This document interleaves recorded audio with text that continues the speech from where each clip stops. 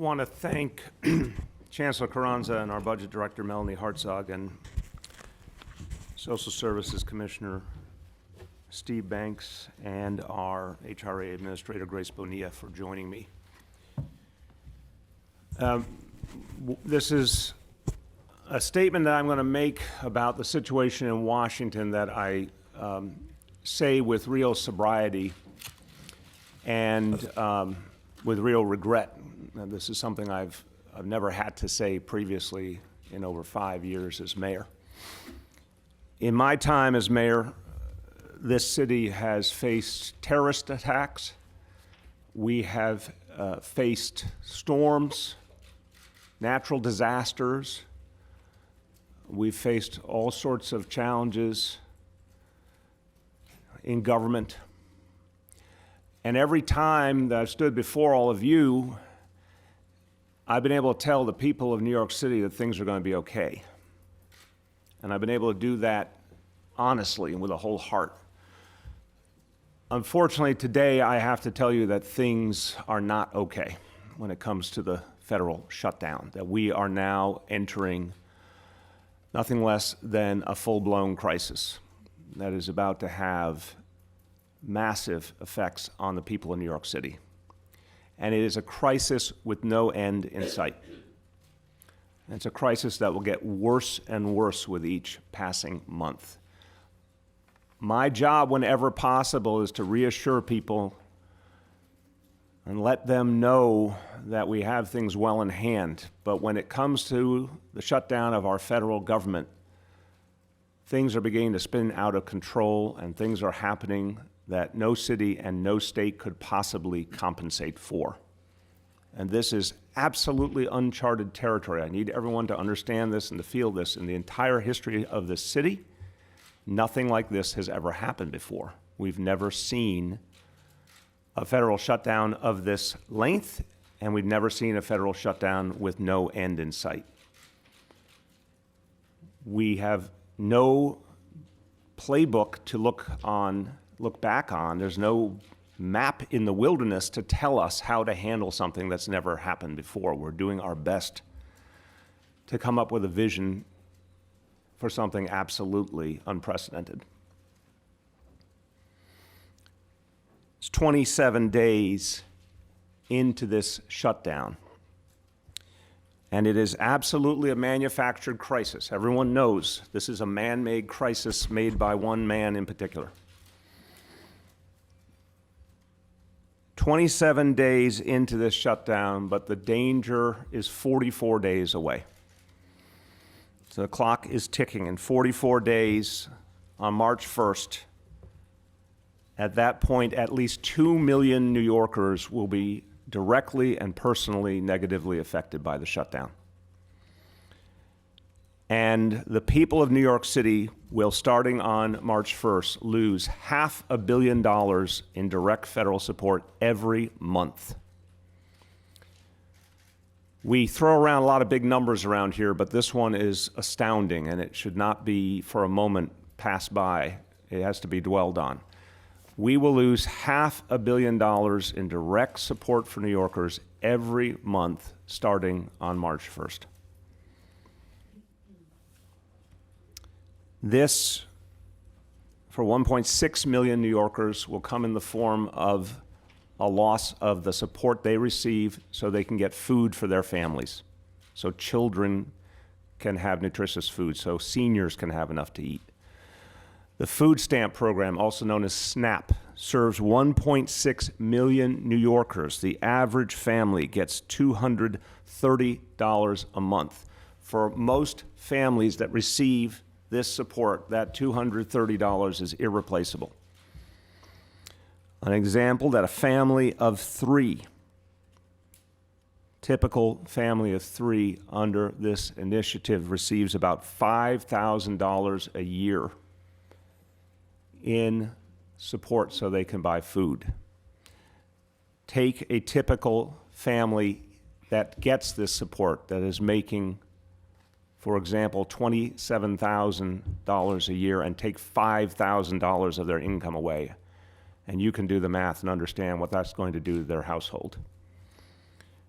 And we are again talking about all of this playing out because of a crisis that never had to happen in the richest country on earth. We're literally watching as our federal government starts to starve its people.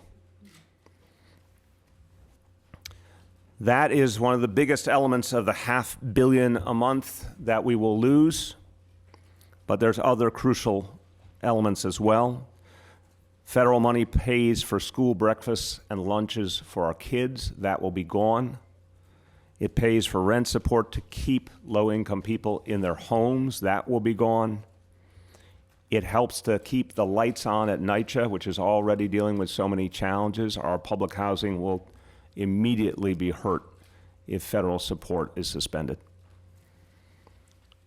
What I also need to emphasize to everyone is it gets worse each month. This is not a crisis that hits and then just levels off. In fact, it starts to cascade for two reasons. The human impact gets worse each month. People's budgets get drained, the possibility of evictions from their homes, the quality of life in their neighborhoods and their housing developments will decline with each month. But it's also because the state of New York will have to start cutting off support, because as it loses federal dollars, it cannot turn around those dollars and help localities. So we're going to be hit by two different problems, and each month they will get worse. Of course, our mission is to try in any way we can to lessen the blow. But at the kind of level we're talking about here, even the resources of a city as big as New York City will be quickly exhausted. Literally, in the course of a few months, we would run out of any money that we have to address this crisis. Now, I want to make sure that people understand who are on the firing line here, the people going to be immediately affected. To assume the worst, we have to prepare them for that.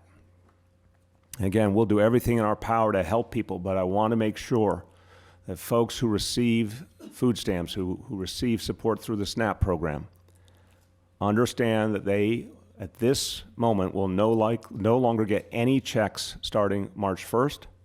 In fact, some recipients have gotten a double check or are in the process of getting a double check, which will cover the months of January and February. For any food stamp recipients who think they've gotten an unusually large check, that is because that is the last check you will see until the shutdown is over. So people who have gotten those larger checks, those double checks, have to shepherd their resources as best they can. They have to recognize that they have to stretch that money in any way they can. Of course, we'll do everything we can with our food pantries and any other support we have to help people get the food they need. But there is literally no way to replace the impact of the food stamp program. Any New Yorkers who are suffering already because of the shutdown or who will begin to suffer directly, whether that means they're suffering financially, whether that means they need help to get by each day, whether it means they're dealing with emotional distress, they should turn to the City of New York. We will do all that we have within our means. If you need help finding food, if you need mental health counseling, if you need help dealing with a landlord or a bank in terms of your mortgage, we've set up a website particularly for folks who are being victimized by this shutdown, nyc.gov/federal shutdown. That will be the one stop for all help that people need, and we will do our best to get it to them. The best solution is obviously to stop this shutdown. We're working closely with Senator Schumer and with Speaker Pelosi and all of our members of Congress to address this crisis. I want to say something on behalf of 8.6 million New Yorkers to the Majority Leader of the United States Senate, Mitch McConnell. Leader McConnell, you do not need a permission slip from the President to end this shutdown. You have the power to reopen this government and ensure that millions and millions of Americans don't suffer any further. And of course, I have to give a message to a New Yorker who at this moment is creating horrible pain for the people of his hometown. President Trump, you shut down the government over a fake crisis at the border, but now you are causing a real humanitarian crisis in New York City and in cities and towns all over the United States of America. This has to end. A president is supposed to protect us. You're making it worse. You have to end this. So, it is a dire situation. There is no other way to say it. And it will overwhelm us quickly if it is not addressed soon. I want to say a few words in Spanish, and then I'll turn to Commissioner Banks. El cierre del gobierno federal está a punto de tener un impacto terrible en casi 2 millones de neoyorquinos. El presidente Trump cerró el gobierno por una falsa crisis de seguridad en la frontera y ahora está creando una verdadera crisis humanitaria en su propia ciudad. La única solución es reabrir el gobierno federal de inmediato. With that, I want to turn to Commissioner Banks. He and Administrator Bonilla are going to be doing everything they can to help the food stamp recipients, the SNAP recipients. Again, these are the folks who are going to suffer the most and the most quickly. And going to work with food pantries, going to work with nonprofit organizations to do all we can. So I want to thank both of them for their leadership in this very difficult moment. Commissioner Banks. Thank you very much, Mayor. Just to amplify the Mayor's remarks about the impact on food stamps, the SNAP program, it's nearly 1.6 million New Yorkers, but who are those New Yorkers? 535,000 of those New Yorkers are children under the age of 18.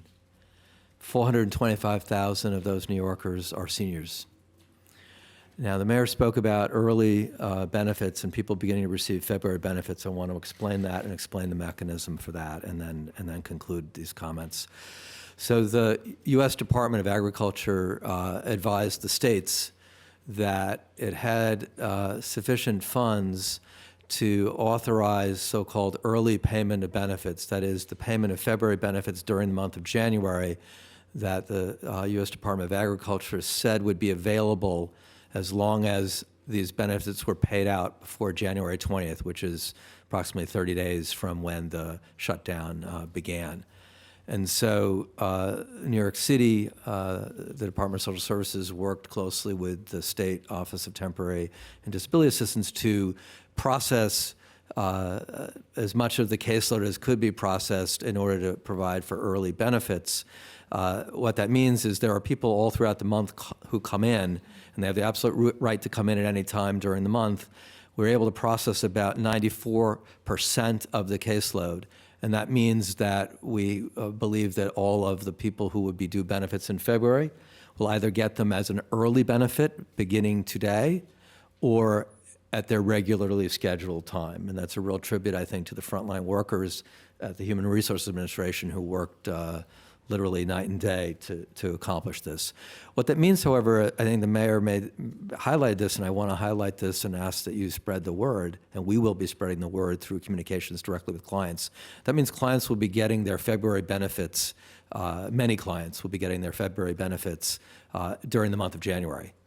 And we are communicating to clients that this is essentially 2 months of benefits being provided now, and that for many clients there will not be additional food stamps coming in the month of February. This is the payment for both January and February, that they will have already received January and now February early. It is a complicated message for people living on the edge to receive this message from government, but the state and the city work together to take to take full use of the early payment option that the U.S. Department of Agriculture has given us to make sure that we could provide as much benefits as possible. But again, to amplify the mayor's message there, come March 1, there are no early benefit funds available because those are only available to be paid now, February benefits to be paid now. And then reserve funds will enable us to make sure that the rest of the people due benefits in February get them, but those do run out. And so March 1st is D-Day for New Yorkers receiving food stamps. And we're going to do everything we can to connect people to their benefits and to provide the supports that we can. Thank you very much, Commissioner. So all city agencies are preparing for this crisis to worsen. Obviously, I want to thank our budget director and everyone at OMB because they are at the front line of this effort to get ready. We will be making regular announcements as we have additional notifications of any measures that we can take. But we're starting this countdown clock now because there's a lot to do. And again, it is a painful reality to be telling people up front that we cannot possibly compensate for everything that's about to be lost. I think it's a time to be blunt with New Yorkers. We obviously will do everything in our power to help people, and we're going to ask the charitable community to do all it can. We're going to ask the business community to do all they can. I met with clergy leaders this morning. I asked them to prepare to help members of their congregations in every conceivable way, starting in all instances with food. But that reality of the loss of $500 million a month is just too staggering to miss. We will not be able to make people whole. We just won't. But we'll do everything in our power to help people, and we will provide constant updates. And anyone who's already feeling the effect, which is first and foremost the government employees who've been furloughed in New York City and the government contractor employees who have been furloughed in New York City, those individuals can reach out through the website, through 311 right now for any help that they need. We will do our best to provide it. But this is just the calm before the storm. In just a few weeks' time, we're going to see something we've never seen before. So, as I think you know, we're going to do this press conference today in 3 segments. This first segment on the federal shutdown. So let's take questions on this topic. Marcia. Mr. Mayor, I know my first question is this. Will the federal government, once the shutdown ends, reimburse the city for any monies that you might have to lay out to make people whole? And if that's the Let me stay on that one second, just give you the top line, because it is not in every case, but maybe in some. So let's have our budget director, Melanie Hartzog, speak to that. Sure, I think it's important, as the mayor said, on that $500 million per month, that of that amount, about $100 million, a little over 100, flows through our budget. And that's largely for school food and rental assistance provided through Housing Preservation Development. For that portion, we are trying to work through whether or not, if in fact we were able to provide that and continue to provide that, would that be reimbursed? But the balance of the funding, the large portion being SNAP that does not flow through our budget, there is no mechanism for us to be able to do that. I also, let me clarify. We're in such uncharted territory, Marcia, we don't even know if we would be reimbursed because the rules of the game are now so broken.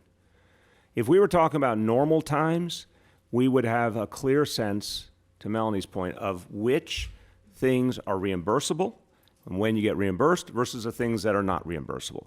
And clearly, some of the things we would try and do to help people would not be reimbursable, but at least we could depend on the areas that we could be reimbursed. I need you to understand that, 1, we don't know when this shutdown ends. So first, we don't know, even if we thought we would be reimbursed, when that would ever be. 2, we don't know how much we would be reimbursed because the rules of the game have shifted so radically. 3, there are scenarios where we never get reimbursed. Again, because we have seen extraordinarily arbitrary things happening in Washington.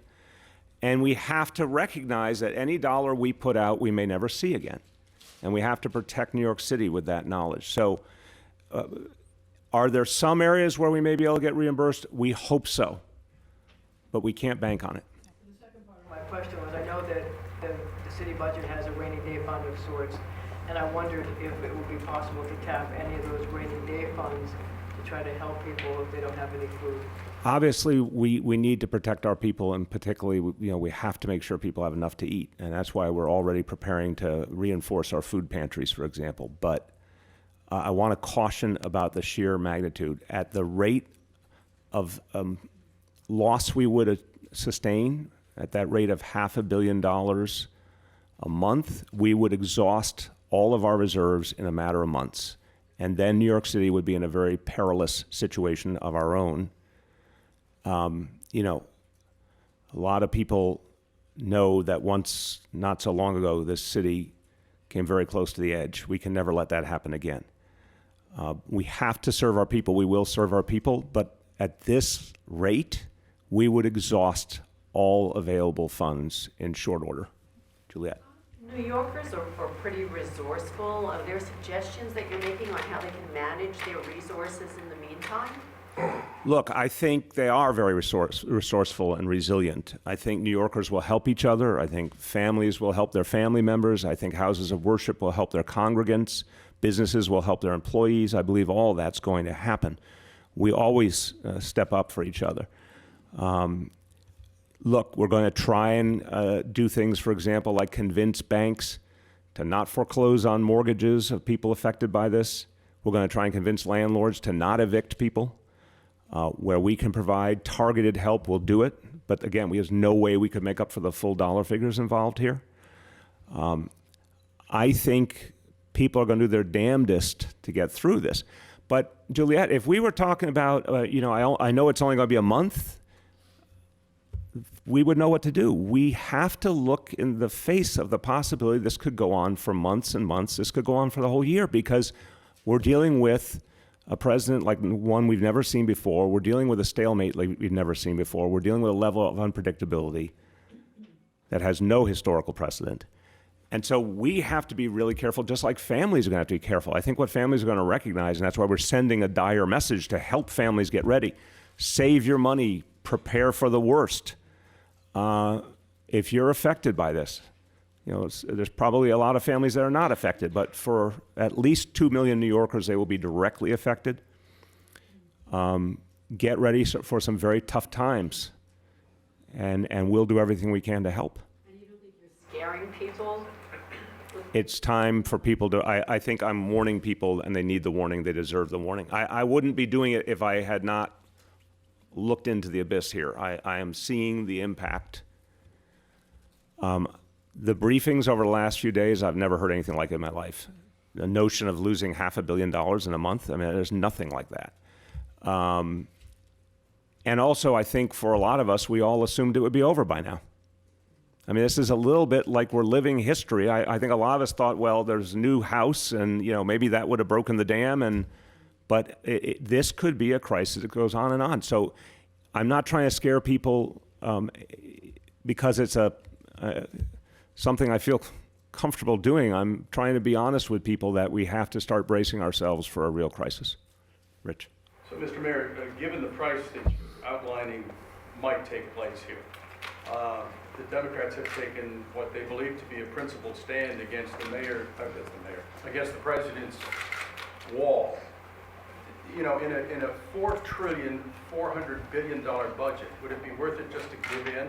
Let him have his $5 billion, let him build the wall and get it over with, given the bleak No. story you outlined? No, I'll tell you why. Because one, that would be $5 billion that could help people in this city and in this country that would be going to waste and would be creating something very negative. That's not the solution. The solution is for the Congress to tell the president he has no choice. The constitutional system gives the Congress a huge amount of power. And the Republicans in Congress have to now assert themselves and tell the president that this game has to end. And if they did that, he would fold. I fundamentally believe it. You've seen him back down many times and change his story. He has no shame, and we all know that by now. He could change his story tomorrow. He wouldn't care at all.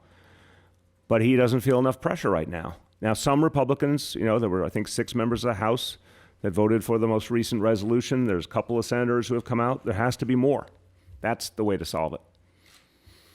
Yeah, go ahead. Mr. Mayor, Governor Cuomo was just on the Brian Blair show last hour where Brian asked him to quantify the economic impact of the shutdown at this 4-week point.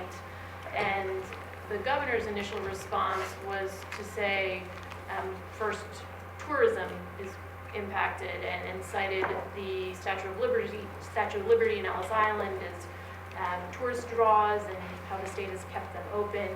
The tone was much less dire than what you're talking about.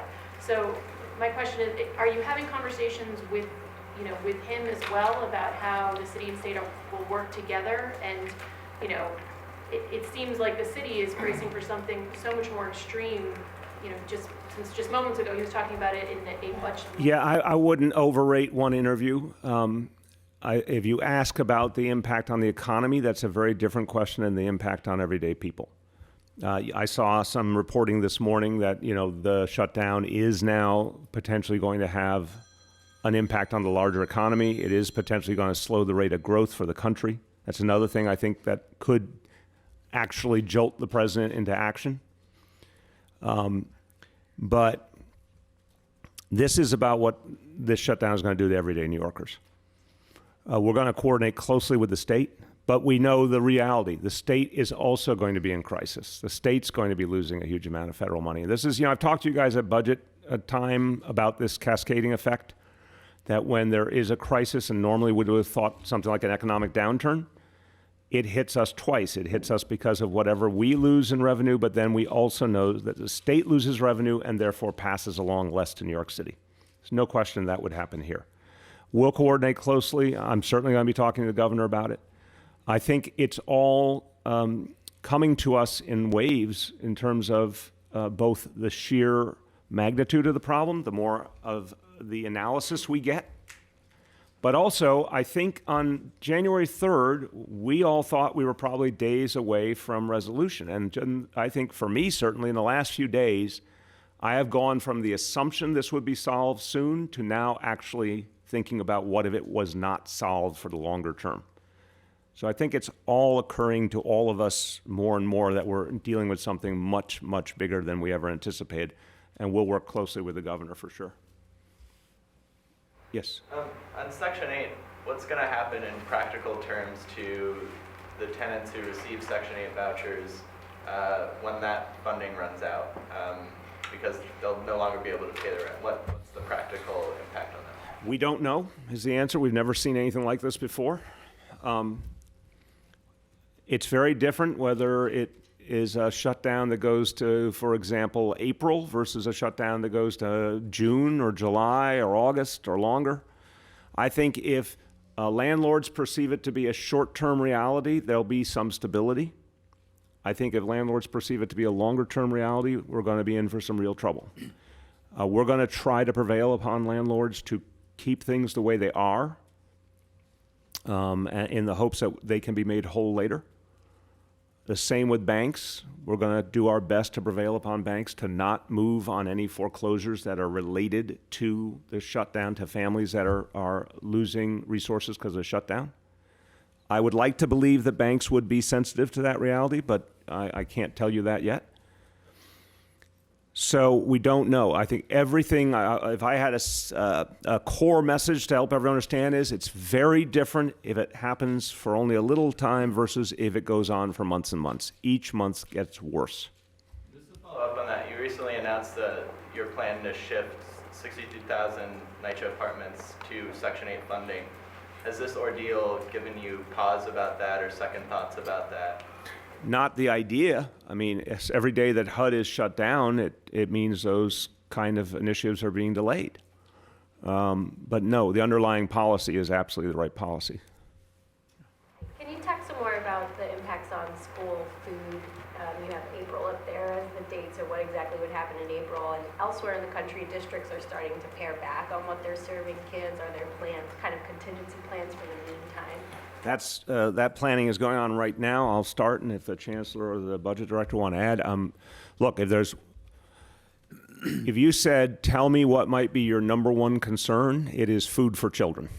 That this crisis could literally mean that food was taken out of the mouths of children. So the number one thing we're going to try to address is making sure our kids have the food they need. And in the school setting, at least we can do something about it. In terms of drawing on some of our reserves, that would be a priority. Where it gets a lot tougher is for those families that don't have food stamps, because we don't have a way to replace that. I know a lot of them will turn to food pantries. We'll do our damnedest to keep those food pantries stocked, but it's going to be a real challenging situation.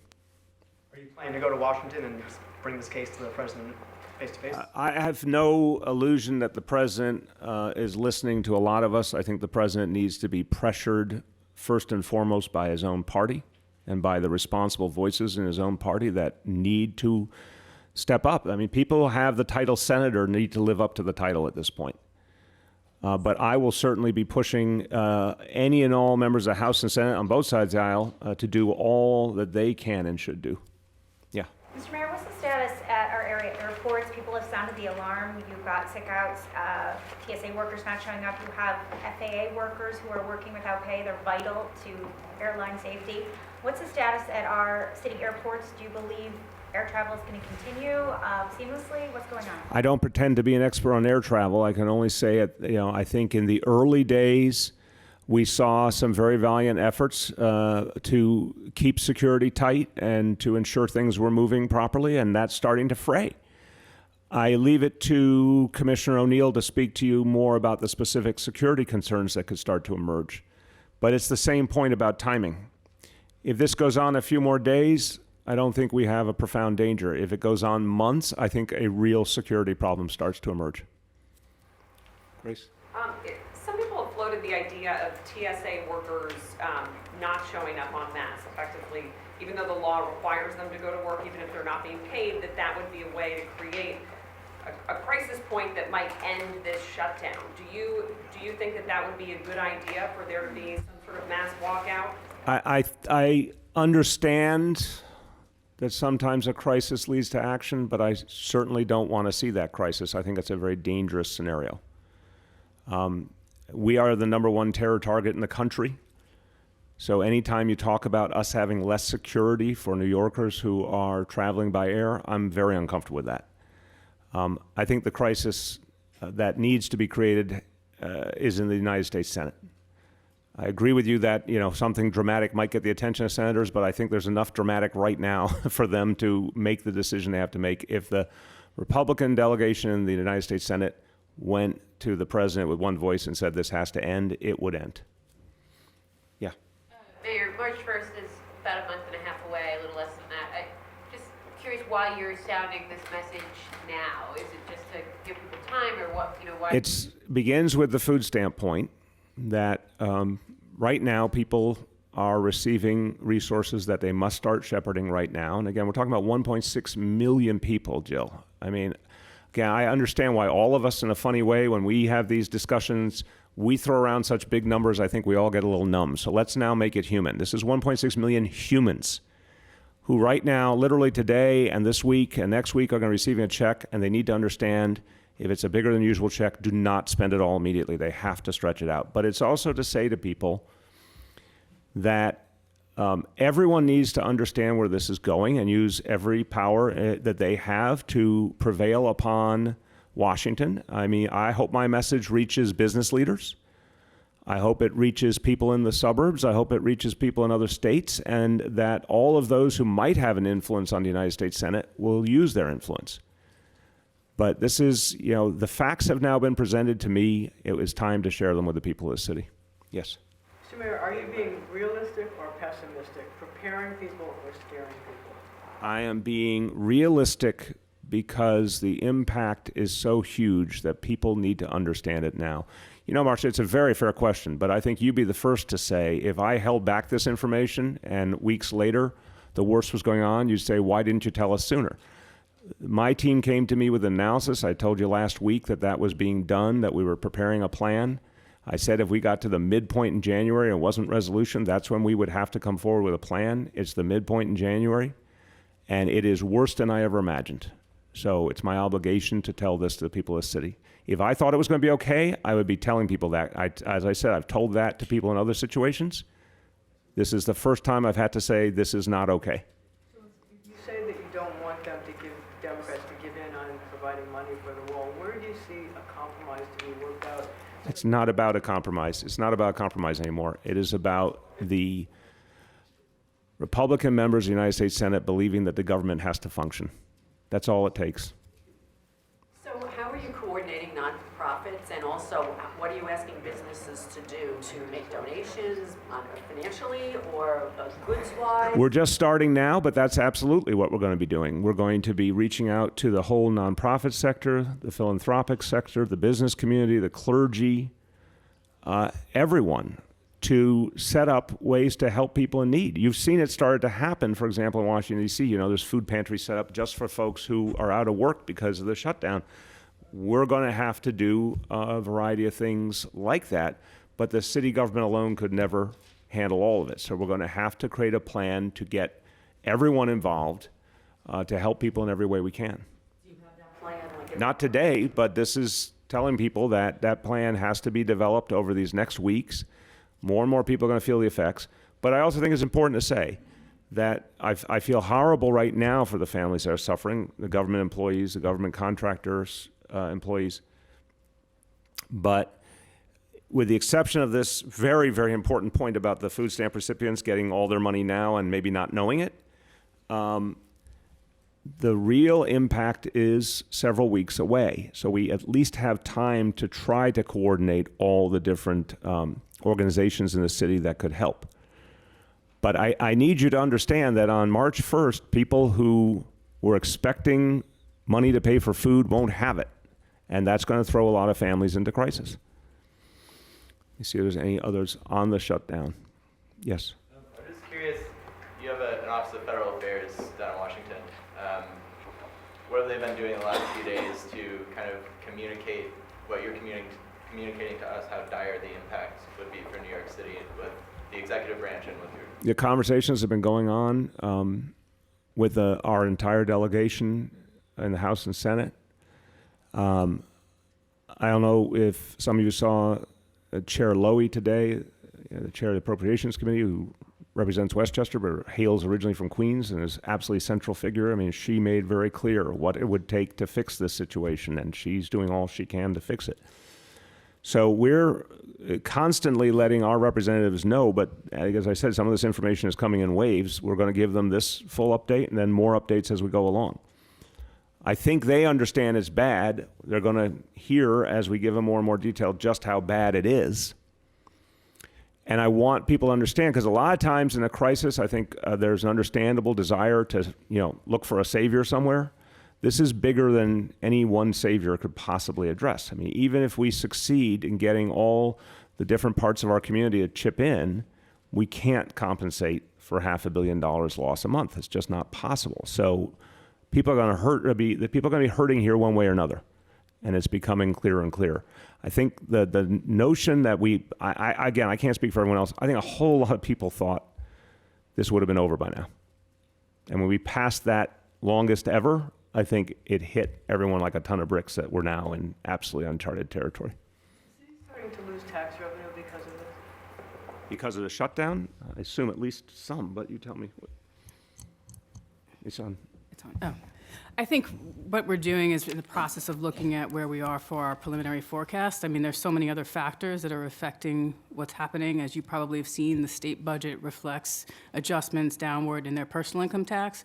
So you'll hear more from us in 2 weeks in the preliminary budget as to where our overall forecast is going. The reason I asked the question is because the state is already seeing a downturn in revenue that probably is a result of SALT. And I wondered if that also factors in, and just the whole thing that's happening in Washington has adversely impacted our tax revenue. I just going to jump in first before Melanie. I mean, again, I don't want us to, very purposely, do not want us to get ahead of the preliminary budget presentation, which is coming up pretty soon.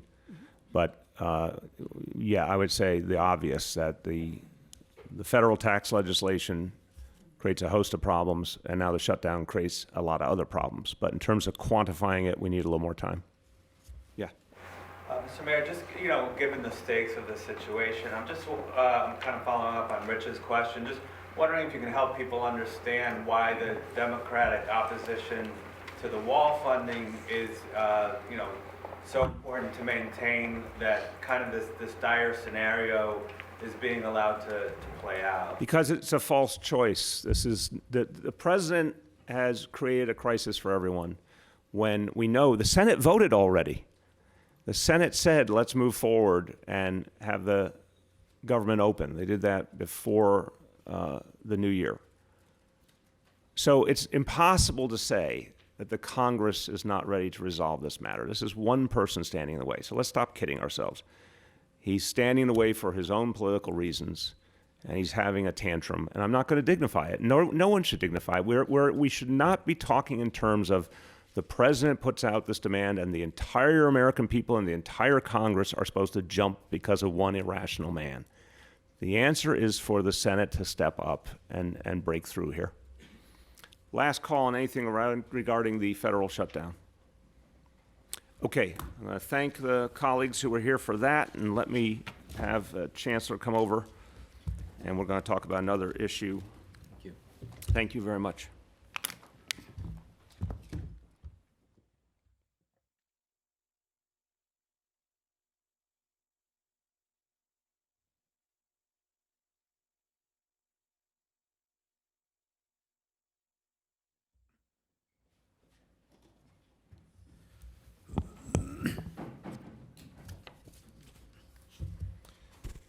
Okay, this is some news that just came out this morning related to the Department of Education. I want to explain it because I think on first blush it may not be evident what it is and what it isn't. So the state of New York over the years has modified its approach and done things differently over different times, but the bottom line is it puts out in some form or fashion a list of schools that are struggling and need help all over the state. That includes the New York City public schools. Whenever we see that list, we focus on those schools. We focus on a lot of other schools, obviously. We're trying to improve our whole school system. But that list certainly causes us to drill down and figure out what we've got to do to help the schools, and they change periodically. It happens every few years, and schools go onto the list, schools come off of the list. It's an ever-changing situation.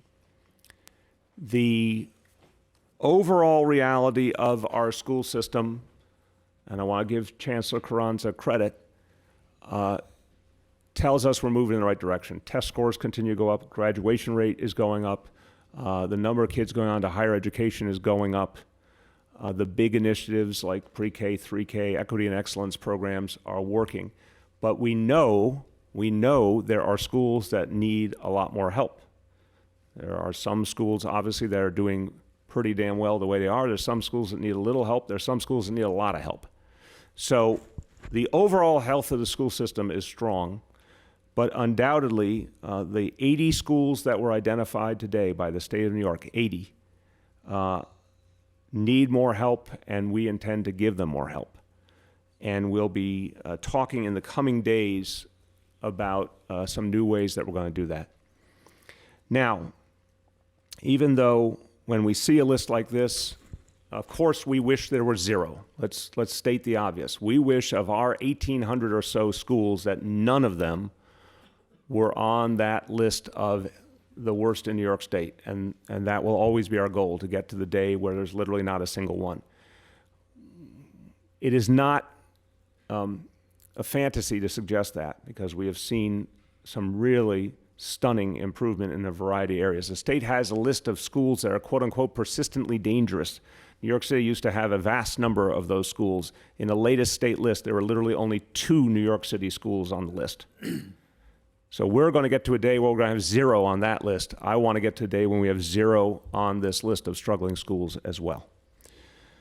What we know very specifically is the last list came out in 2016. It was 88 schools. This time it is 80. That is small progress, but still progress. We also know that this list historically has overlapped very intensely with our Renewal Schools initiative. So in 2016, 44 schools that were on the state list were also in our renewal program, meaning we had already identified them as troubled. The state did as well.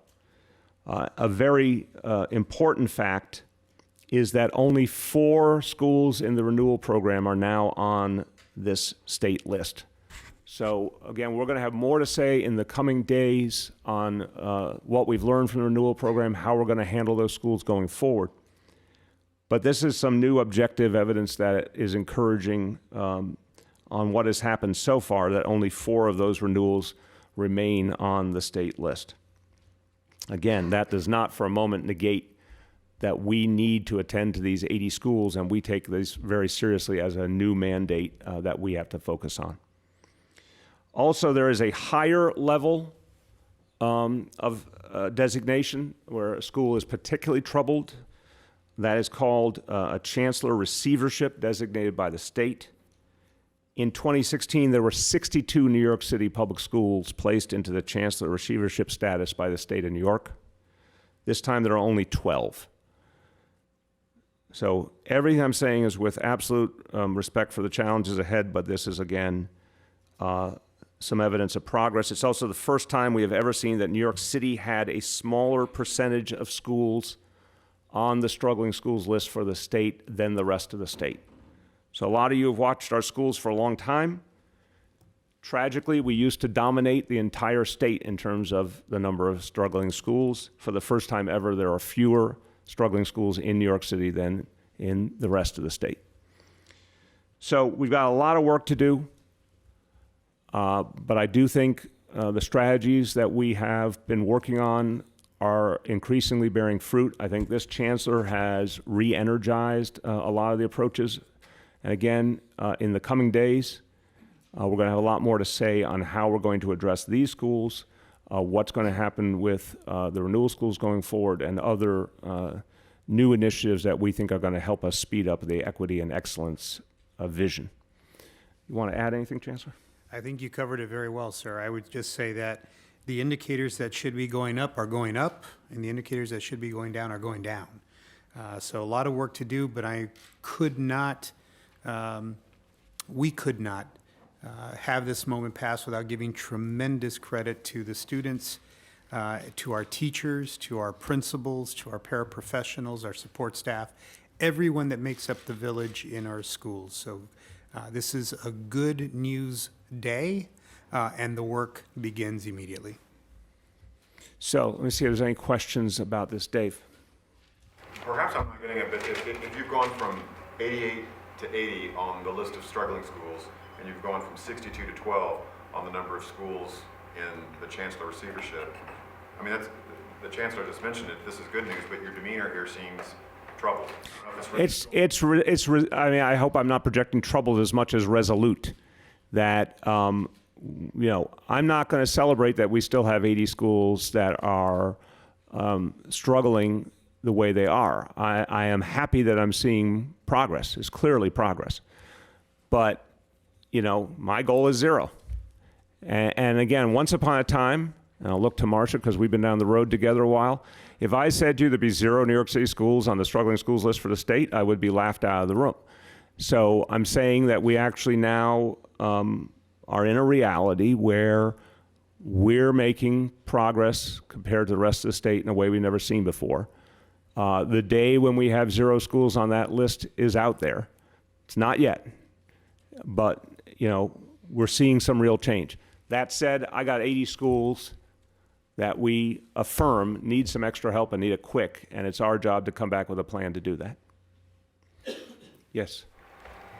It seems like there's a pattern of the state every few years basically coming out with a new accountability system for school and then changing the criteria. So far, you are 100% accurate. Let the record show I called the New York Post 100% accurate. Go ahead. Well, I was wondering if you think, A, whether that does a disservice to the attempt to hold the education system accountable, you know, schools, principals, the chancellor, the state. Does that make it harder to actually have accountability, and when you keep changing the criteria, And do you see kind of any purposeful kind of bid behind this to make it harder, almost like the MTA where it's hard to point at one person? Is this something that's kind of done on purpose so you can't say, well, Okay, I got it. school's been on the list I got for it. 10 years because they keep changing? I think it's a really interesting question. I'm going to offer my perspective, and the chancellor is a fresh set of eyes on the scene here in New York. Will offer his, and he also knows a lot about education around the country. First of all, no. Do I think there's a conspiracy, if you will? No. Do I think it may be true that in the past there was real reticence to show the cold, hard truth of what was happening in our school systems around the state? I think there was some of that in the past, but I don't feel that now. I think there's an honest effort to try and improve the approach. It is not a disservice. It was interesting. You said two different things. Is it a disservice and does it make it more difficult? It's not a disservice in my view. It does make it more difficult. Mm-hmm. It's not a disservice because I think it's an honest effort to figure out what measures we need. Once upon a time, we weren't measuring at all. Then we were measuring in a very inappropriate way with too much emphasis on high-stakes testing. So think about the federal level, because the exact same trajectory. There was chaos. Then there was an overreaction with No Child Left Behind, just like you might argue on criminal justice. There was mass incarceration. There was minimum sentencing, all sorts of mandatory sentences, all sorts of things that were an overreaction to crisis and caused a whole new set of crises. I think that happened with No Child Left Behind and undermined public education in a variety of ways. The new federal education legislation, I think, is an attempt to learn the lessons of the past and create more coherent standards. The new state approaches, both in testing and in dealing with struggling schools, I think are far superior to what we had in the past. The moving target, you're absolutely right. It creates a lack of continuity that's frustrating. On the other hand, you could say that about the fact that there are different mayoral administrations under mayoral control, and we change approaches. So for 12 years you had one approach, for 8 years you have another. It's not ideal, but it does reflect the will of the people. So in the end, I do think the hopeful sign is we're figuring out more and more about how to reach kids better.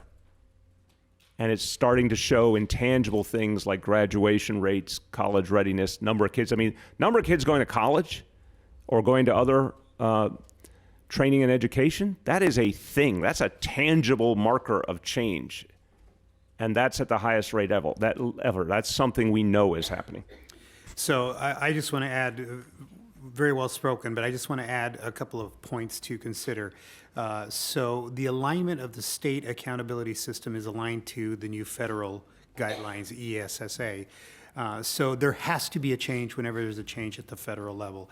That being said, I do want to congratulate state officials, our commissioner, the Board of Regents, for having a system that solicited lots of input from across the state. There was a working group, lots of different constituencies represented on that working group.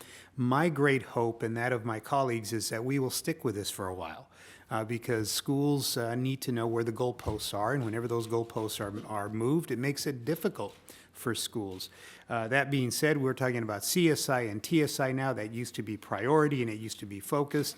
I think where it makes it very difficult is for our parents and our community members to understand what are the new nuances of the accountability system. Everyone wants to say, compare 4, 5, 6 years ago to where we are today. And it seems like a very simple, straightforward question, yet with changing goalposts, changing accountability systems, changing requirements, you're really measuring apples and oranges. It's different. And then when you start to explain what the differences are, it just seems like a lot of education speak. So it makes it confusing for the public. I'm hopeful that we will stick with this accountability system. The good news that the mayor has shared is also that this is not a surprise to us. We've been working with the schools, those 80 schools that have been identified. That was not a surprise to us. We have action plans that are being monitored closely by our executive superintendents and superintendents in those schools, working with our principals. So the good news is the coherence in our system is much more systemic than ever before, and we have good working plans for every one of those 80 schools. Sears, anything else? Rich? The 80 schools that are struggling academically, are they in neighborhoods that are struggling economically, for the most part? Yeah, I'm assuming. But Yeah, so there's a strong correlation. So again, the characteristics of a struggling school, we tend to call them historically underserved schools and school communities. The good news is that one of the big lessons that we learned as part of the renewal effort was that schools academically don't just improve by focusing only on academics. You have to take into account the other characteristics in a school. So our Community Schools Initiative, where we build relationships with not only nonprofit partnerships, CBOs, municipal agencies, to meet the needs of the students in that community as they come to school. So once they're taken care of and have all of those needs taken care of, or at least addressed, they can also focus on their academics, is showing some real results.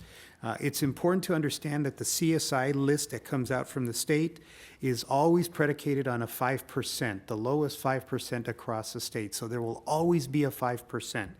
That does not mean that those 80 schools identified as CSI schools are schools that parents shouldn't send their children to or that students shouldn't go to. It just means that in terms of comparison to all of the schools across the state of New York, they happen to fall in that 5%. Many of those schools are doing really incredible work around meeting some of those needs. So as I've mentioned, there is a plan for every one of those schools. We know who they are. We know what the challenges are. But there is a strong correlation between poverty, homelessness, et cetera, and some of the challenges in terms of academic performance. Yeah. So if I'm understanding, the plans that are required under this new accountability review, they've already been developed for these schools. So can you talk about how you expect the schools to be impacted? Like, what will this actually feel like in schools? So it's important to understand that the accountability list and designations come from the state. So for the 80 schools that have been identified as CSI schools, the state will send a team to actually walk each one of those schools, do an assessment of what the needs are in the schools, and then we'll ask the school to come up with a plan to address the needs that have been identified for those schools. That's part of the state process for working with those CSI schools. The good news that the mayor shared is that because we've already, through our process of identifying needs, have already been working with these schools, we are 2-3 steps ahead of that plan already. We've already done a needs assessment. We've done a lot of work with those schools to identify what are the root cause analyses. Remember, this is based on the data from last year.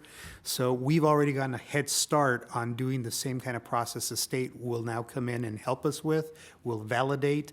And the schools already having their plans should be able to fit seamlessly into the plans that they have to develop. But in terms of, I'm sorry, in terms of how to describe it broadly, because one of the things we're going to be talking about next few weeks is, the need to have individual school plans as one of the things that really gets you to move forward.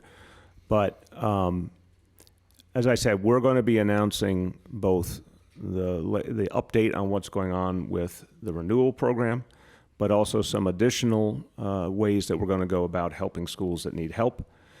So rather than preempt that, because a couple of pieces are still being worked on, I think you'll see soon what the strategic approach is that unites all of these schools, but then there'll be a heavy emphasis on each school will have an individual set of solutions that it needs. See, was anything else on? Yes? You mentioned, I guess you'll be updating us on the renewal schools. Yes. Anything you can give us now in terms of whether that will be phased out or altered or changed? I want to do that as part of the update, and that will be coming very soon. Do you know how soon? When I say soon, it's usually a good indicator that we're talking days or a few weeks kind of thing. Mostly it's sooner. Yes. So the state now requires evidence-based interventions in these schools. Do you have any idea of what these evidence-based interventions might look like? And What the state's idea is? integration on that list? So evidence-based interventions is music to my ears, because we know that Because it involves evidence. because it involves evidence and actual evidence of efficacy. So as we're working with the schools, we already are looking at evidence-based interventions. I will tell you that some of the evidence that we have are right here from New York City's public schools as part of the renewal program. Practices that we know have made a difference and moved the ball forward academically for some of our schools. So we have ideas of what those are. We have concrete plans in which those are already embedded. And as the mayor has stated, we're going to share more information in the very near future. Okay, last call, see if there's anything else on these. You can, please. Can you talk about, it seems like there's so many layers of interventions, the Bronx Plan, RISE, renewal, now this. Can you just talk about how you're going to make it all make sense? Well, let me start as the layman, because maybe it'll make it simpler. I mean, I understand why if people hear a bunch of different initiatives, they would be tempted to think they're going off in different directions. I actually think there's a lot of really good complementary stuff happening.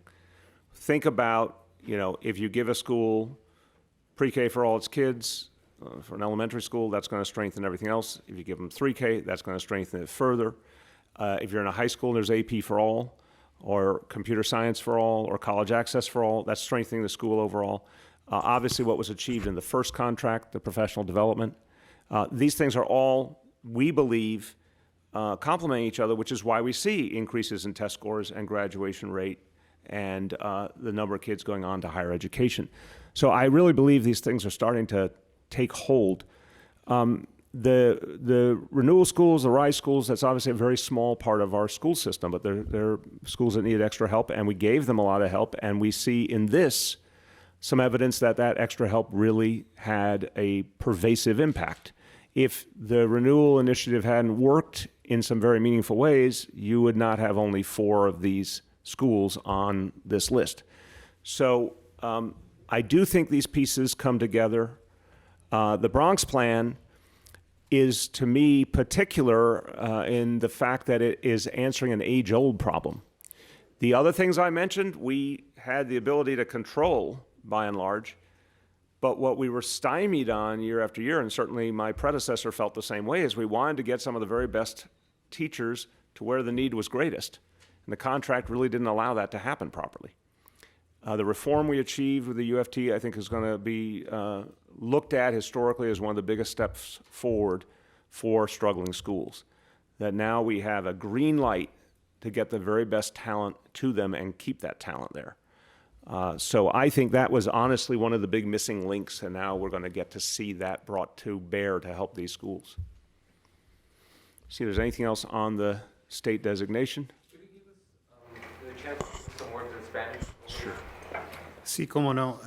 Buenas noticias que ahora se anunció al nivel estatal de que las escuelas sobre el sistema de contabilidad en Nueva York están funcionando a un nivel mejor en la historia del sistema. Tenemos 80 escuelas que han sido designados como escuelas de enfoque. Eso es mejor de la última vez que se anunció ese sistema, en donde había 88. Hay mucho trabajo que hacer, pero la noticia es buena para nuestra comunidad de que nuestras escuelas van mejorando y progresando. No script, no nothing. All right. Last call on this issue. Okay. Thanks. We're going to say thanks to the Chancellor and bring Georgia over for the last part.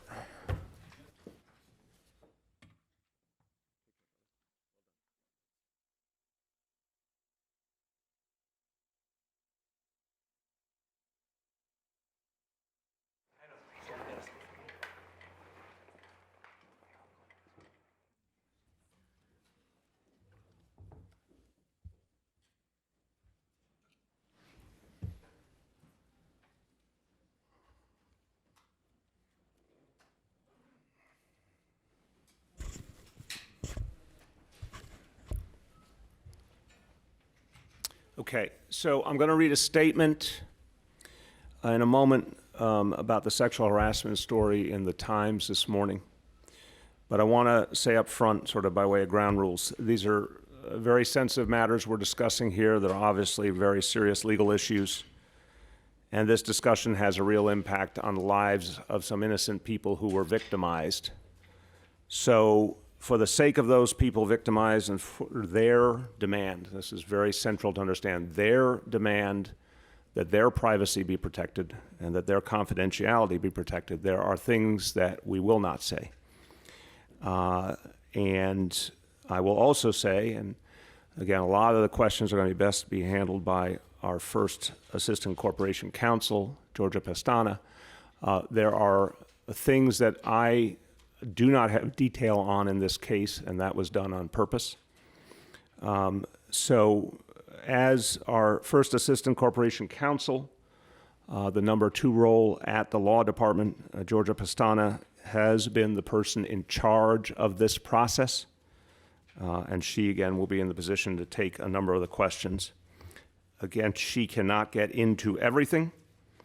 And we will affirm up front that our very intense belief that protecting the confidentiality of victims, protecting the confidentiality of those who make complaints is absolutely essential to bringing justice, because we will not get complaints from people in many cases if they do not believe their identity will be protected. So please bear with us with that understanding, but within those ground rules, we'll do our best to respond to your questions. Now let me offer my statement. People should come into public service because they actually want to help other people.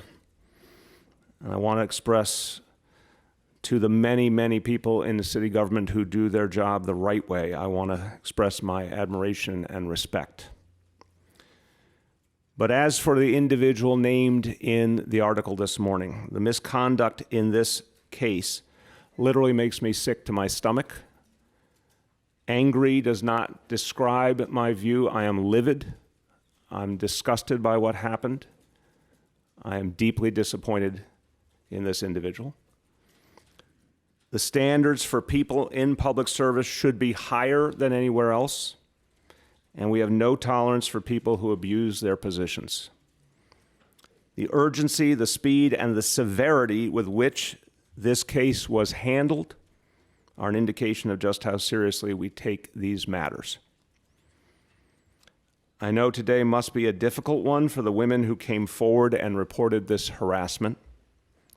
I want to thank them and commend them for their courage. And let me say to them that I am deeply sorry. I'm deeply sorry this happened on our team. It shocks me, and it is absolutely inconsistent with the values of this administration. It's my job, and that of everyone in a position of leadership, to foster a culture where people can come forward, where they are believed, and where their complaints are quickly acted upon. And that happened here. And we're again making clear to every member of this administration, everyone who works in the city government, if you experience harassment, you should come forward. You will be believed. Your complaint will be kept confidential if that's what you choose. And it will be investigated with urgency. I won't ever regard any progress we make in this effort as complete. It is a necessary part of the bigger changes we need to make in our society. Again, with reference to the ground rules I told you at the beginning, we'll now take your questions. Willie? I'd like to ask you 2 questions. The first one is that in November 2017, you named Kevin O'Brien and you said that he had done an outstanding job. When you said that at that time, were you aware of any concerns or allegations regarding his behavior? No. And then the second question is that he was allowed to resign. He was not fired. He was kept on the payroll for 5 weeks and paid approximately $20,000 in additional pay. No announcement was made of what had happened, so he left with his reputation intact. He went on to work at a consulting and lobbying firm very close to your administration. why not fire him? Why pay him more than he had already been paid? Why not alert his new employer? Seems like the message there is one of, we're going to let this guy slink away. I'm only going to say, I'm going to defer to the First Assistant Corporation Counsel and say I absolutely want to make clear that is not the message. Go ahead. So we told Mr. O'Brien that he was going to be terminated, and at that point, he requested the opportunity to resign. When you terminate someone, that can be challenged, and the offer to resign was one that would take the risk that he would challenge the termination away. If he challenged the termination, the women would likely have been exposed. So my interest was always to protect them, and accepting his resignation in lieu of termination was the choice that I made in order to reduce the risk to those women. As to why he was allowed to get his accrued annual leave, which was what it was, under a city policy that dates back to 1988, or it's actually an executive order, anyone who is separated, whether that's terminated, resigned, or retired, is entitled to their accrued leave. You're only able to take away that accrued leave if you have a hearing and prove the misconduct. Again, that would have exposed the women, and that was not something that I was willing to do. I promised them confidentiality. It was very important to them. I was guided by them, and that's why he was allowed to resign in lieu of termination, and he got his accrued leave time. Speak this, I'm sorry, let me just, I think it would be important to speak to the reference check protocol. Yeah, we did not know that he had gone to Hilltop until recently, and his reference was not checked. If it had been, we would have said he resigned in lieu of termination, which is a flag, isn't it? Just to follow up, you're close to Nick Baldick, you speak often. Did you tell him what had happened with the person he recommended to you? And did you tell him, watch out, this guy is a bad actor? I'm only going to say, and let the First Assistant Corporation Counsel again reiterate what we were governed by, which was determined by her. No, I don't talk to him that often. And only recently did I even know that Mr. O'Brien had gone to work for him. But again, to the ground rules. We were governed by the desires and for the women to maintain their confidentiality, and the choices that we made were always driven by that. Yes. Just following up on that same point, I imagine you can see how some people would argue that that approach then ensures that someone who had substantiated allegations of sexual harassment against them can go on and get another job and potentially do what they did here in a different workplace, and that there's been no broader effort to ensure that that behavior is put to a stop, or that future employers are alerted to it. And the fact that he went to a firm that is so close to this administration, I think, does raise questions about why it wasn't flagged. I'm going to start, and I'm going to speak very broadly. Okay, I'll stop you if you're going. You can ask. You're watching me. I understand that question fully. And I think we have a very challenging dynamic that we have to navigate. And again, I'm not the lawyer. Georgia can speak to this. But if you have a complainant that says, I want my story told, I want all this to be public, then we are dealing with a very different scenario. In that situation, we could fire someone outright. We could put out a press release. We could do all sorts of things. But when the complainant comes forward and says, this is my requirement, we have to respect the complainant. But I think what answers your question, because again, I want to affirm, it was only very recently that I even heard that Mr. O'Brien had a job and where it was. Any reference check from anywhere about him would have yielded the simple statement, he resigned in lieu of being fired. Any employer in the world can make sense of that. And I just want to add that you need to balance the fact that women would be reluctant, would be deterred from coming forward if we did not honor their request for confidentiality. The privacy interest of these women was paramount. If we don't create a space where people can believe us when we say we will hold your information and your identities confidential, women are not going to come forward. So that's a countervailing interest to the one you assert. Just to follow up, I guess I don't understand why something like that couldn't be flagged without protecting the confidentiality of the women. And isn't there not some sort of greater responsibility? Wait. I'm sorry to interrupt. That's common sense, and I'll let Georgia explain it in more legal terms. It's common sense that if you tell additional people, you run the risk of exposing the complainant. More information flows, more questions are asked, and there's a greater likelihood of the complainant being exposed. You got it exactly right. The more people that know, the more people are trying to figure out, well, who was it? And that's what puts the women at risk. And if the reverse common sense scenario was someone came forward and said, I want to do this entirely confidentially, and we said, we can't do that. We're going to do the following things that will expose what happened here. And the person said, well, that may bring out my identity. I don't want that. Then they would pull back the complaint, which is the worst of all worlds. We need the complaints. There was swift justice here. I think this was about a week from the time of the original complaint until the time the guy had lost his job. That is swift and resolute justice. That's what we had to do, and we had to honor the wishes of the person raising the complaint. Go ahead, Marcia. Mr. Mayor, I think there's a transparency question here.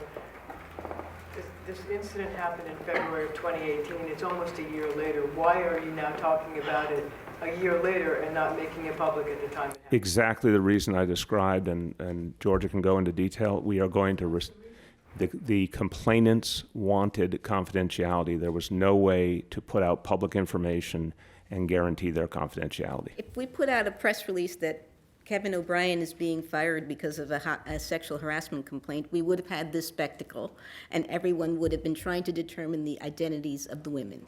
That is a fact. Look what's happening here today. The story comes out, and everybody's got questions. I made the promise to these women that we would keep their confidences, and I know that they would not have come forward and pursued their complaints if they knew or that the allegations would have become public. This happened at a time when the Me Too movement was in full steam, and you yourself had a press conference where you were questioned extensively about the number of sexual harassment complaints that were made or not made in the Department of Education, and you at the time said that you thought that some of the complaints were inflated, for lack of a better word. So the question is, don't you think it would have been better in terms of other people hiring him to know that this was a man who had been fired for cause and was the cause? They would get that simply by calling for a reference check. They should have asked. And you don't think that covering it up was not a... It's not, respectfully, Marcia, the women who came forward asked for confidentiality. We respected their wishes. Your phrasing is absolutely unfair and inappropriate. The women came forward and asked for confidentiality. Georgia handled this, the second ranking person in the law department handled it personally and honored those wishes. But any employer who did a routine reference check would have been given a red flag sufficient to act on. Yeah. So Mayor, I do want to ask about this, but I just want to pivot for 1 second, unless you want to save those questions for later. But I wanted to ask you about the Black Lives Matter. Can we just stay on this and then we'll see if we have time? On this issue, can I ask you, I guess, is there a way, obviously nobody wants somebody to repeat the same, go somewhere else and repeat the same offense. Correct.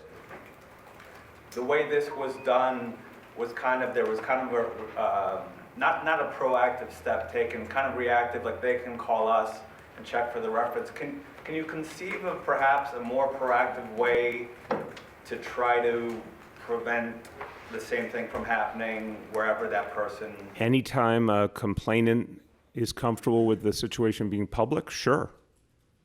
But again, put yourself in the shoes of the complainant. A lot of people all they want to do is go on with their lives. They don't want their names out in the media. They don't want to be dragged through the mud. They don't want to be prodded and poked. They want to be left alone. They were just trying to do their jobs. And so if someone came forward and said, I insist this be public, we can do that immediately. But I would also say it is a rare employer who doesn't do a reference check on an employee. So I don't think you should undercount that red flag would have been perfectly abundantly clear. See if there's any others on this. We can take a few others on other topics. Go ahead, Jill. Mayor, excuse me, when your administration put out figures about sexual harassment complaints in the administration, there had been, I believe it was less than 5 in the mayor's office. Obviously, this would be one of those based on the timeline. I'm curious if you can tell us at this point, can you give us a firm number? Was this the only one? Were there other instances? I wasn't involved in the others. There were 2 or 3 others. That's all I know. And then Mayor, this is someone who had served as your acting chief of staff, obviously somebody who was close. Let me just say, I think, I'm sorry to interrupt, just to finish the piece. I think it's fair to say nothing like this incident on those 2, I think it's either 2 or 3, but nothing like this incident. Nothing. Yes, I only get involved when it's a high-level official, so. Or a serious matter. So I think we're talking about neither. Right. I know nothing about these other ones, so This is someone who worked closely with you. Did you have any conversation with him after this all came out, or when you left? No, the only people I dealt with on this matter were Ms. Pestana, my chief of staff, Emma Wolf, first deputy mayor, Dean Foolahan. I had no conversation with Kevin O'Brien from the moment of the first allegations, and Emma Wolf telling me that there were serious allegations, and she was suspending him from his work. And literally a matter of days later, conversation with Emma saying that at the suggestion of the First Assistant Corporation Counsel, that the next steps were being taken. Never talked to him during that time, haven't talked to him since, never want to talk to him again in my life. Okay, so hold on 1 second. I just want to, we're going to do a few more on this, or are we switching to others? A few more on anything you want. A few more on anything you want. Okay, so let me give Yoav that chance, and then we'll go to the other stuff. Okay, yeah, just wanted to ask you about the surveillance of the Black Lives Matter protests. What you know about it and what you think about it. I'm concerned. I have not seen details, but I want to affirm publicly that Black Lives Matter is a non-violent political movement that I don't always agree with, but I think is trying to achieve important goals and has played a productive role in this country. I have no understanding of why there would need to be any monitoring. So I will, of course, wait for the details, but they are not a security risk in any way, shape, or form, so I don't know why that monitoring would have taken place. I'll have a lot more to say after I see more. Go ahead, Bob. Yeah, we're coming up on the annual MLK Junior celebration, as you know, and the last campaign of Dr. King was for sanitation workers. During your campaign, you made equity and social justice top priorities. How can you square that with the city's continuing gap in pay for FDNY EMTs, who are primarily women and people of color, compared to other first responders like police and fire on the FDN fire side, and then also the inability to seemingly resolve long-standing CWA 1180 EOC complaint? Okay, where so where administrative managers may have been. I know the history. Don't worry. I got it. We have worked very long and hard to resolve that. We share the same goals and values as CWA. I thought several times we were on the verge of resolution. I hope we will be soon. On the other matter, I have deep, deep respect for our EMTs and everyone who works at EMS. I think the work is different. We're trying to make sure people are treated fairly and paid fairly, but I do think the work is different. But it is a conversation we continue to have with their representatives. Go ahead. Yeah, I just wanted to get back to the O'Brien situation for a moment. So I just want to make sure that I'm clear on this. Are you saying that there's no way to maintain the women's anonymity and their privacy if, for example, you would have waited like a month after he resigned to announce that he had resigned? Can I do the common sense and then you'll do the law? So right now, I would be absolutely perfectly shocked if one or more of you is not trying to find the identity of these women, and if that might not lead to their name coming out today, tomorrow. If we had done it publicly, the chance of their name being disclosed would have been very high. It's just an honest truth, and that's what they said they couldn't abide. So we're dealing with some tough realities here. The harassment should never have happened. And this, I think, really, really misguided individual has paid for it with his job and probably will pay for it with his career. And unfortunately, that's what he deserves. But you cannot put out a little bit of public information and expect it to stay there. The minute we said what happened, of course, you all and a lot of other people would start trying to find and potentially divulge the name of the women. It's not like we haven't spoken to the women in this time period, and they have maintained the desire to continue maintaining their privacy and confidentiality. Should the day come that either one of them would come forward, I suspect they'd talk to the other to make sure it was okay. But that's their choice to make. It's not a choice that we're going to make for them. Yeah. Forecast, Mayor calls for a storm coming this weekend, potentially snow, ice, serious issues. How's the city preparing? We are on high alert. This is a serious situation. Look, as the WHO once said, we won't be fooled again. Whatever the National Weather Service says, we're now like multiplying by 4. So the first one that's supposed to hit later on is projected to be very minor, but we're preparing like it could be a lot more. We'll have all the sanitation equipment deployed in advance. The one for Saturday night could be much more serious. I mean, we easily could see that being a foot of snow or more. Again, it could change up, it could change down, but we're taking very, very conservative approach. So I'd say to people, tonight, assume that could be something serious. Saturday, Sunday, assume like an actual blizzard. Time for 2 more. Go ahead. Mayor, Ruby Goldberg today on The View held up our paper and seemed to double down on what she said about the bike lanes yesterday. She does have strong views on this matter. Yes. You've had 24 hours to reflect. Do you think she made any valid... It's a very harsh topic. The 24 hours to reflect, do you think she made any valid points? And were you caught off guard at all when she actually... I didn't expect in the context of, a national show, and we were talking about healthcare, a big issue that concerned everyone around the country. I actually didn't expect it to get so local and so specific. But I want to talk to her further. I think the world of Whoopi Goldberg. She's a great New Yorker. I mean, she's a tremendous New York personality. She's done a lot of good to help this city and to help people in need. I absolutely want to talk it through with her. I think, of course, she's raising valid concerns. But it was not exactly the perfect place for a detailed conversation. She also spread misinformation and fear on one of your prime initiatives, Vision Zero, talking about how bike lanes congest the city. You know they bring safety, and this is not just one person who lives in a mansion. This is also people on Morris Park Avenue. Yeah. Complain about some of your changes. I don't, respectfully, I'm not sure most viewers could understand what she was trying to get across, because I was trying to figure out exactly what she was saying, and this is why I think it deserves a longer conversation. I tried to say to her very simply, we believe in Vision Zero, and bike lanes are a big part of Vision Zero. And the one thing I think the audience did get is if we have had the fewest fatalities since 1910, something meaningful is happening here.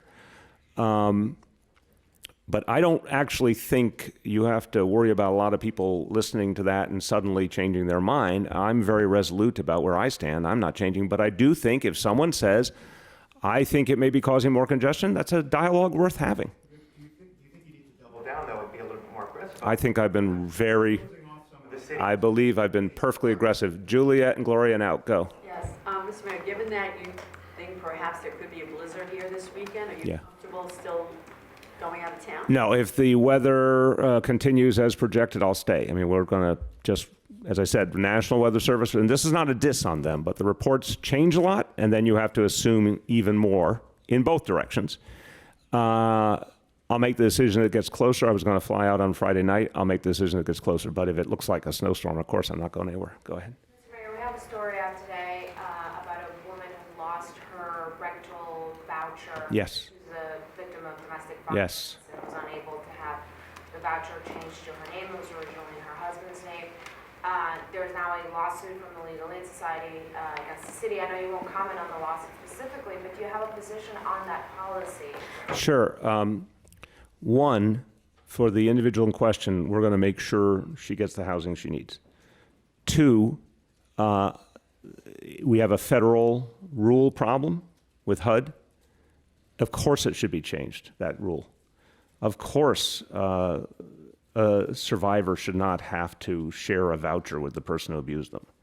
But that's a federal policy that we have to navigate. In the meantime, anyone in that situation, we would accommodate with housing, regardless of the status of the voucher. Is the city personally reaching out to her? They're all trying to- Oh, they have been already. Yeah, absolutely. We're going to make sure she gets the housing she needs. Thanks, everyone.